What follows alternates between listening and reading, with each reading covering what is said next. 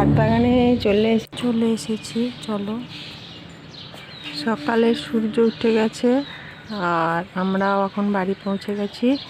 চলে এসেছি ছাদ বাগানে গাছেদের কি অবস্থা দেখার জন্য। চলো দেখে নিই একবার।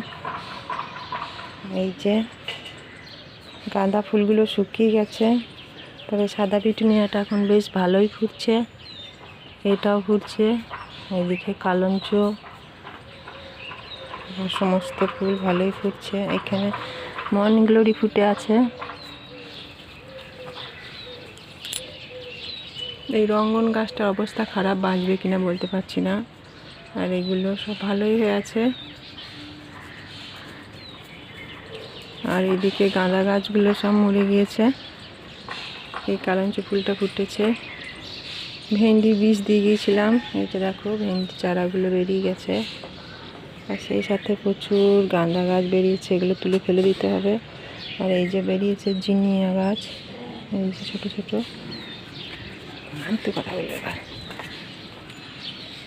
রয়েছে কাগজ ফুলের গাছ। লেবু গাছটাও ভালো হয়েছে।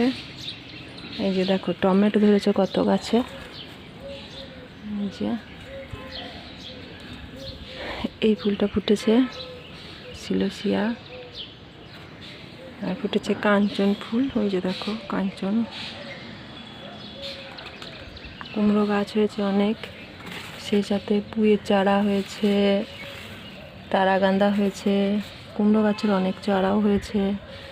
আর বৌদ্ধ শাকগুলো কত হয়েছে দেখো, এই যে খাওয়া যাবে একদিন। এখানে হয়েছে, এখানে হয়েছে,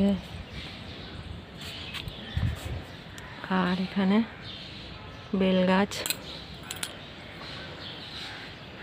কালঞ্চ, এইসব গাছ।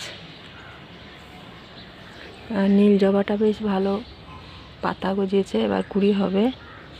এই সমস্ত গাছদেরকে নিয়ে আগেই খাবার দিয়ে গেছিলাম, সেই ভিডিও তোমাদের সাথে শেয়ার করেছি। এই যে অ্যাডিনিয়ামের ফুল এসেছে। এদিকেও গাছে অনেক টমেটো ধরেছে।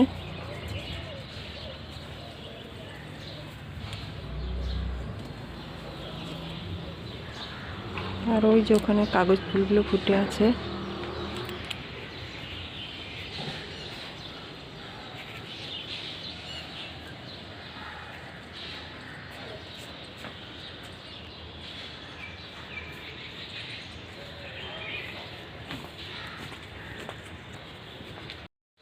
এখন ছাদ বাগানের অবস্থা ভীষণই খারাপ, এগুলো এখন কাজ করতে হবে। আর অনেক কাজ বাকি আছে।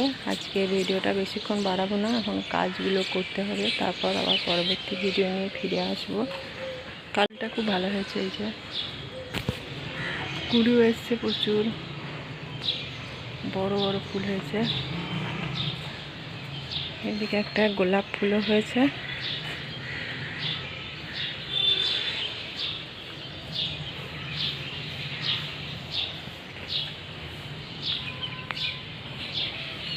কাগজ ফুলে প্রচুর মানে কুড়ি বলতে ছোট ছোট অবস্থায় হয়েছে, এবার এগুলো বড় হবে। সব গাছেই তো একটু একটু করে খাবার দিয়ে গিয়েছিলাম, দেখেইছো। এখন গাছগুলো ভালোই আছে মোটামুটি।